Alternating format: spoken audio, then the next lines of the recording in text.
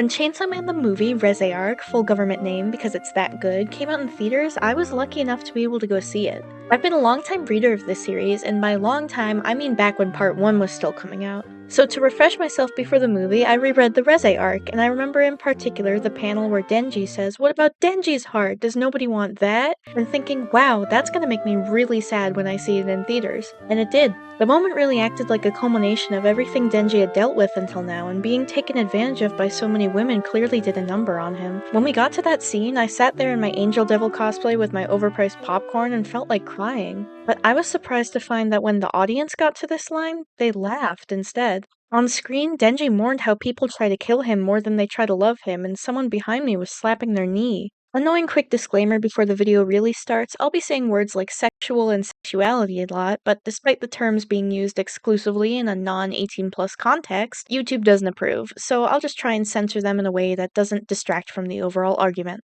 Often before a series goes mainstream, there's a general assumption within the fandom that readers will understand themes and core messages of the source material well enough to commentate on it. When a series isn't as popular and you have less content to work with, you focus in on what you do have and refine that understanding. Less new content gives you more time to sit with the creator's intent.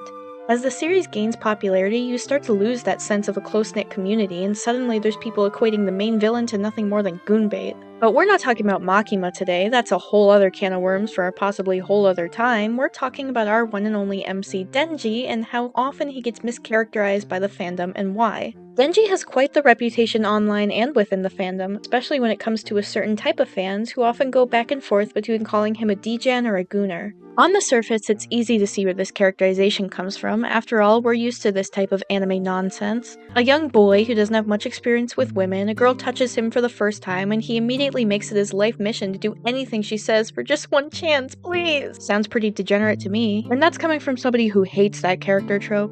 Credit to the average viewer, sexual assault or sexual abuse isn't usually the first thing that comes to someone's mind when they think about why somebody would have issues controlling their sexuality. In the case of Fujimoto's writing, which is so heavily reliant on subtle characterization, it can be even harder to see for a casual watcher or someone who's already used to the trope in other contexts. And I get it, I guess thinking deeply about a series isn't for everyone, sorry.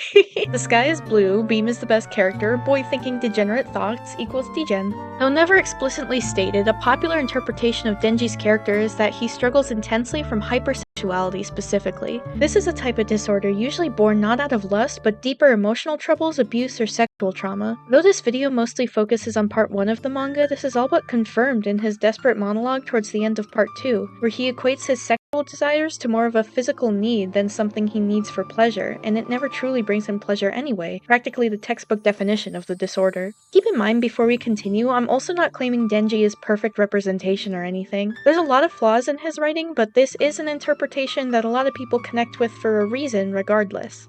Unfortunately, we live in a time where the current climate of fandom culture can get pretty bleak, with a common trend in not just fandom communities, but social media in general being nonchalant, like it's corny to care about art, and it's not that deep, bro. This mindset is a huge contributor to the current lack of critical thinking everyone seems to suffer from, and it's almost a shame that Chainsaw Man got as popular as it did because it's too esoteric to not be that deep. The only way you can understand the true themes of the story is to read between the lines. Fujimoto is an author who has a certain reputation in his fandom for being a weirdo and being a lover of dominating women himself. He also happens to relate a lot to Denji. Obviously, there's nothing inherently wrong with either of those things, but it leads people to get the wires crossed a little, thinking Fujimoto's silliness directly translates to Denji's suffering.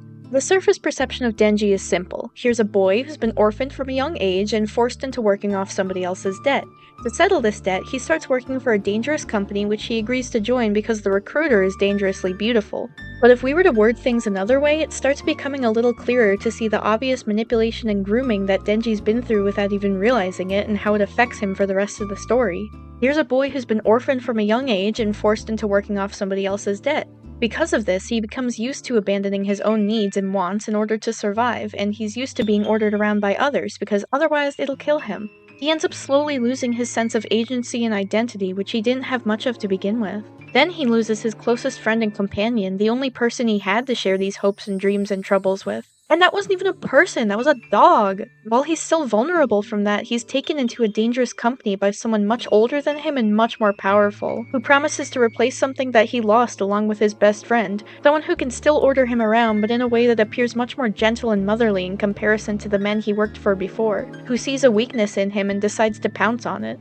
The reason he connected so much with Reze initially was because she showed him what it was like to be treated in a loving and affectionate way without kissing him or telling him to put his hands on her, or at first not trying to kill him, which makes her betrayal all the more painful for him and makes Denji want to be that more attached to her. There's an argument to be made that due to his age and development, it's just normal teenage boy stuff. He even says this himself in that part 2 moment that I mentioned before. But this is only a contributing factor, not a sole explanation. What separates Denji from other characters his age that fall into that perpetually perverted trope is his lack of agency. Your average boy-girl teen romance involves a lot of mutual blushing and stuttering and introspection, but in Denji's case, all the women who he sees in a remotely romantic manner start off by being very forward with him, which he easily accepts due to an intense need for any kind of intimacy. He's not hoping for anything sexual to happen with these women necessarily, he's hoping that they'll love him and offer him affection. Anything sexual that might happen after is just fulfilling needs that he has. We can tell that sleeping with them isn't his end goal because he constantly second-guesses himself or even refuses their advances, like in the case of Himeno. When Power offers Denji the sexual encounter he's looking for on a blood-stained silver platter, he's confused by the fact that he feels nothing. Got a hold of this long-time dream I've been chasing, right? But once it was sitting in the palm of my hand, it was way less life-changing than I thought it'd be. Am I just gonna realize I was happier chasing the thing than actually having it?